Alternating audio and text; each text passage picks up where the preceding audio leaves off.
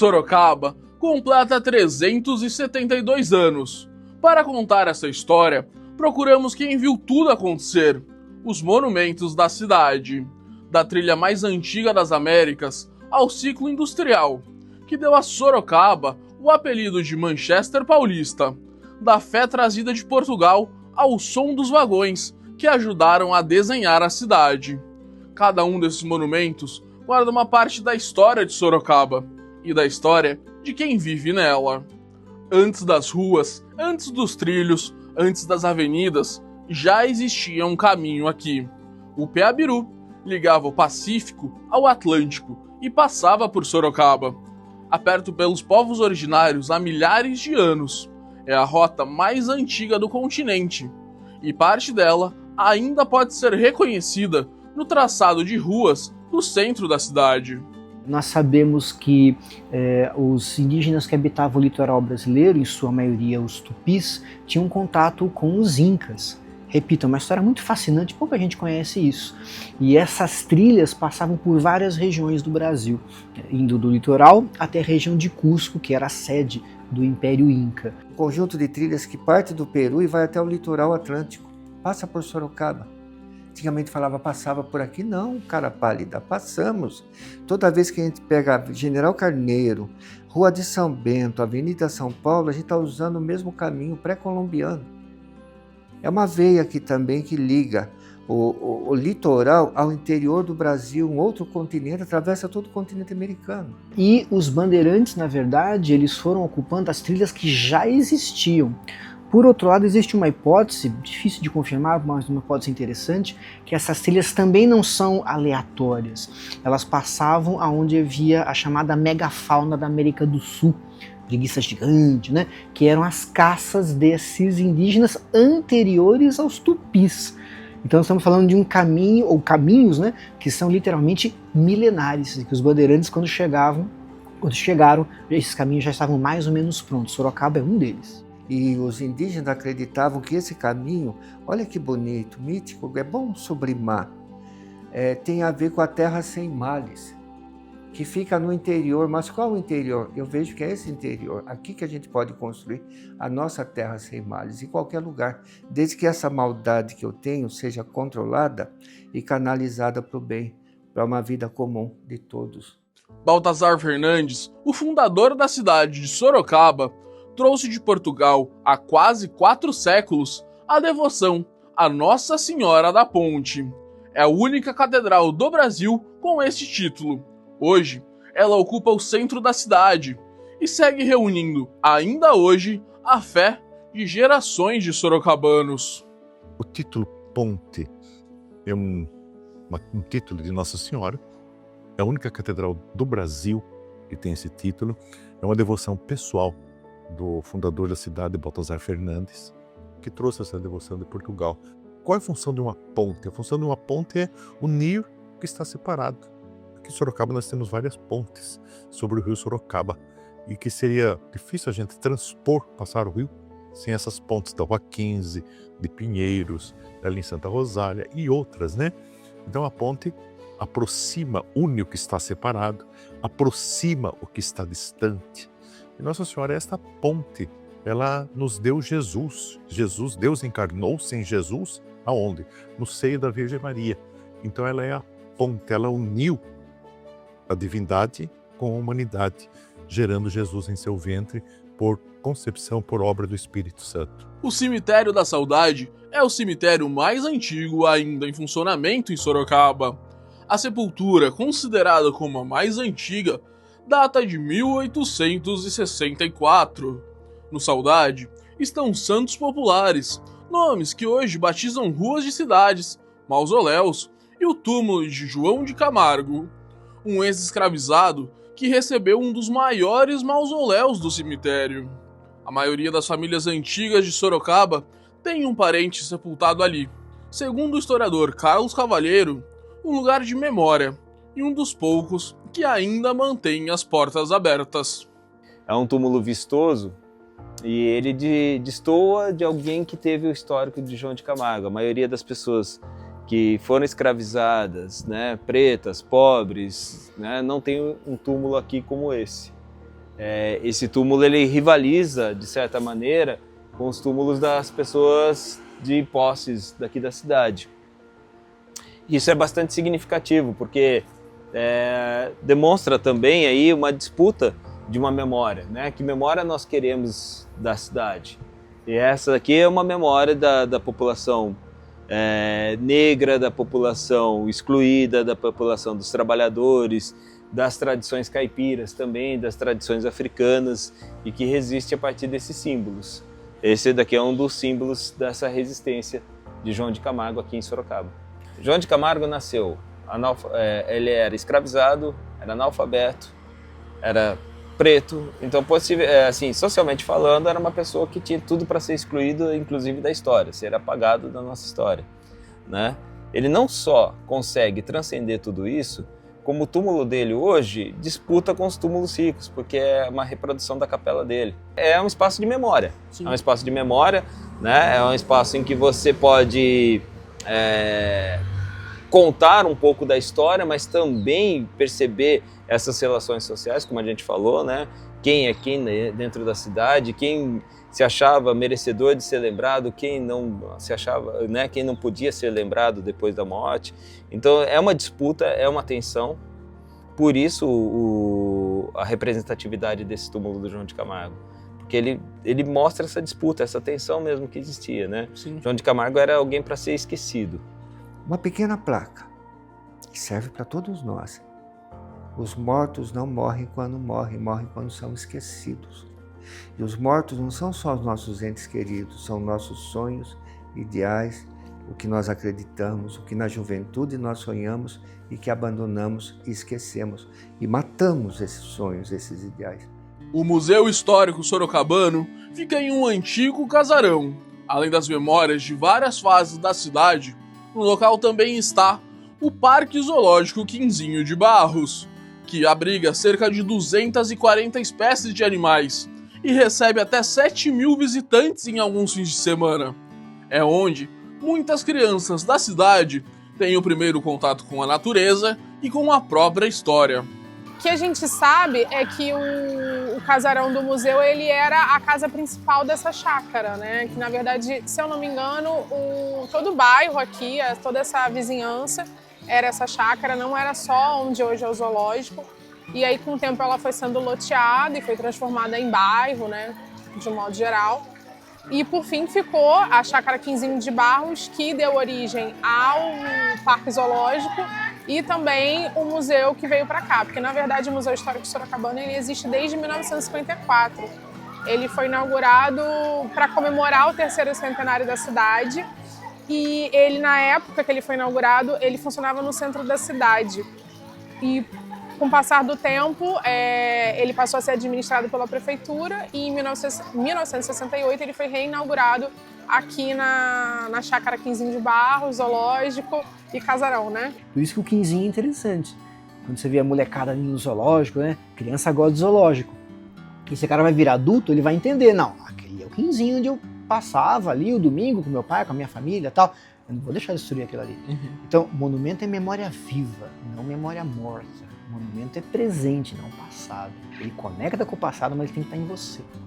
A Estrada de Ferro Sorocabana desenhou bairros inteiros, formou operários e escoou o Café Paulista, além do algodão sorocabano. Seus prédios ainda ocupam quase 200.000 metros quadrados no centro da cidade.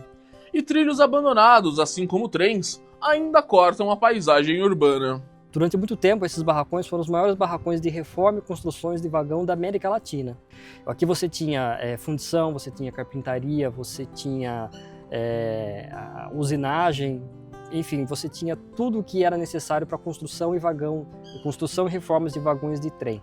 Então era um conjunto industrial muito heterogêneo, coisa que hoje é pouco comum, inclusive, né? Hoje você compra peças que vêm da China ou que vêm dos Estados Unidos, você tem uma globalização maior, uma integração maior dos mercados, dificilmente num único local você faz tudo, não é economicamente viável.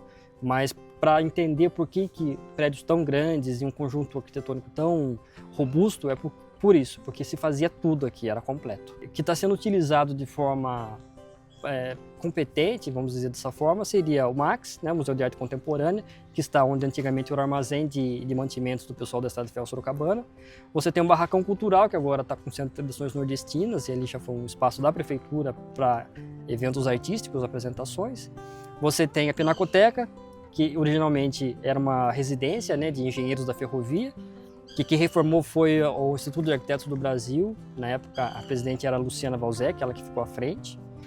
Você tem a Casa 58, que funciona na Secretaria de Cultura, e você tem o Museu Ferroviário, que fica acima ali também, que também era uma antiga residência de engenheiros da ferrovia. Se você for pensar em revolução tecnológica, hoje a gente fala do trem, parece algo arcaico, né? A gente tem que se colocar naquele tempo, né? É como se hoje fosse inteligência artificial, que é o suprassumo do contemporâneo, de moderno e tal. O trem significou isso no final do século XIX. Por trás de letreiros e marquises, o centro de Sorocaba guarda teatros, salões de baile e casarões que resistem ao tempo.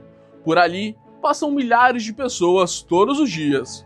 E apesar do movimento, é onde parte da história da cidade continua acontecendo, em casarões preservados, em novos empreendimentos, sob os olhares de Baltazar Fernandes, eternizado em bronze ali na São Bento, que cuida da cidade que vai evoluindo, a cada dia, passo a passo. O clube vai de vento em popa socialmente, recuperou a credibilidade dele, o prestígio, as boas frequências, as boas festas. O Sorocaba Clube surgiu já com 180 sócios. Isto para um clube é um fenômeno, né? Porque você não teve que angariar. Você quer ser sócio, você quer ser sócio? Na sentada da leitura da ata, falaram, não, quem são sócios do clube?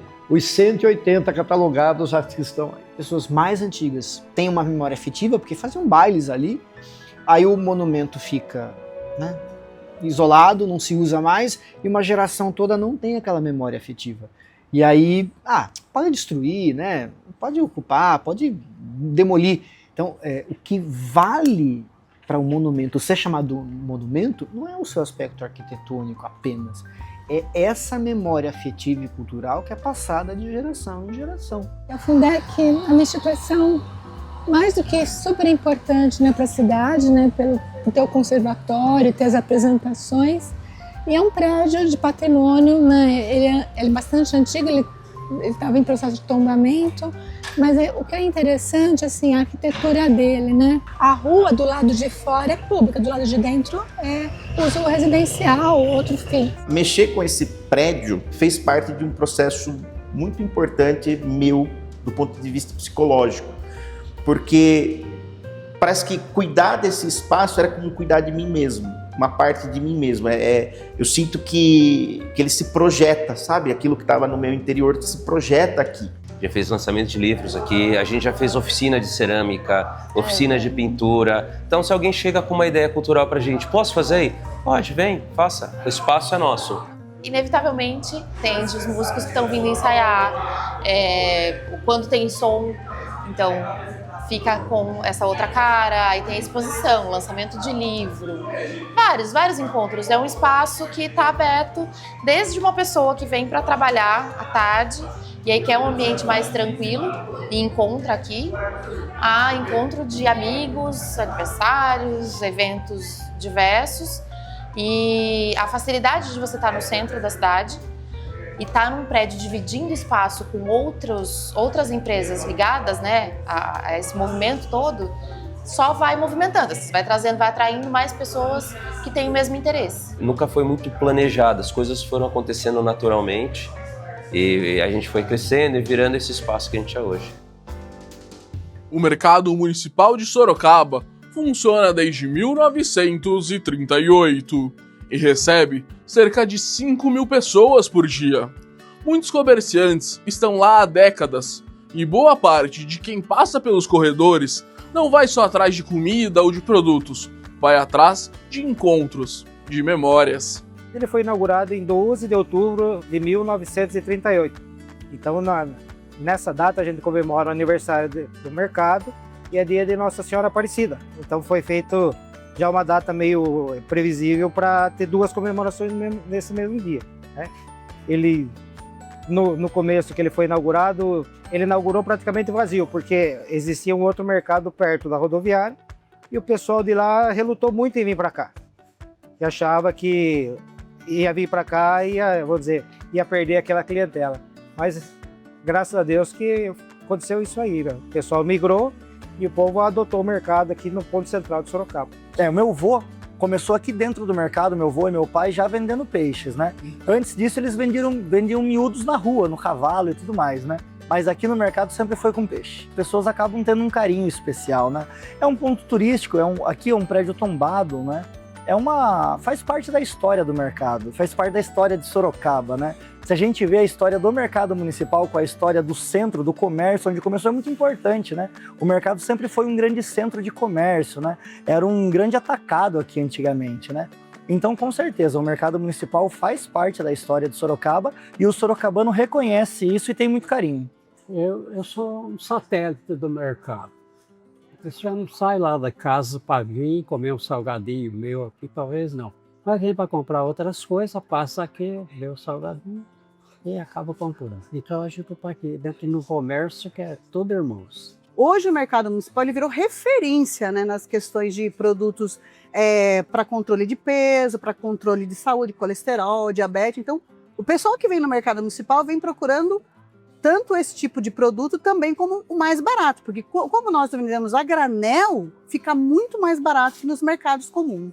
Uma das coisas que eu amo em Sorocaba é o mercado municipal. Ali está a mesa sorocabana. Além de um prédio todo arte deco, ele foi construído para higienizar o antigo mercado que era muito tosco. Ele é todo moderno, acessível no centro, com equipamentos, areja, circulação de ar, iluminação natural, enfim. Mas ali se faz a mesa caipira sorocabana, assim como a japonesa, a árabe, a italiana. Tá tudo ali os ingredientes. Que legal. E você circula uma muvuca, né? Tem os velhinhos lá fazendo as barganhas. Não que eles precisem, mas eles estão vivos. E precisam de alguém para conversar. Não importa o negócio, importa estar vivo, tomando solzinho ali. Sou cliente dessa banca desde que o pai dele, o Benê, que atendia. Agora ele que está à frente, ele é o presidente da associação. E a gente vem todos os dias aqui. Aqui é o ponto de encontro dos amigos. Aqui a gente discute os problemas do mundo, dá soluções, né? Damos risada, contamos piada. E o gostoso desse ambiente é isso aqui. Sorocaba completa 372 anos. Os monumentos da cidade, pedra, bronze e ferro, não guardam só matéria, guardam memória. Viram crianças virarem avós, ruas que mudam de nome, bairros que crescem e seguem ali, registrando o que nenhum documento sozinho consegue preservar. Patrimônio vem de herança paterna, herança do pai. O que vale a pena preservar? Patrimônio não é só um prédio antigo. Ele tem história, ele teve vida, né? E eu falo sempre, quando um prédio antigo cai, ele não cai só o prédio, cai minha referência de cidade. Porque no caminhar para a cidade, eu vou lembrar, olha, ali naquele prédio ali, eu ganhei o primeiro beijo, minha mãe veio me buscar, você vai criando referência afetiva. Quando esse prédio cai, a tua relação afetiva com a cidade cai também. Um povo que não cultua a sua memória histórica é um povo que não tem identidade, que perde a sua identidade.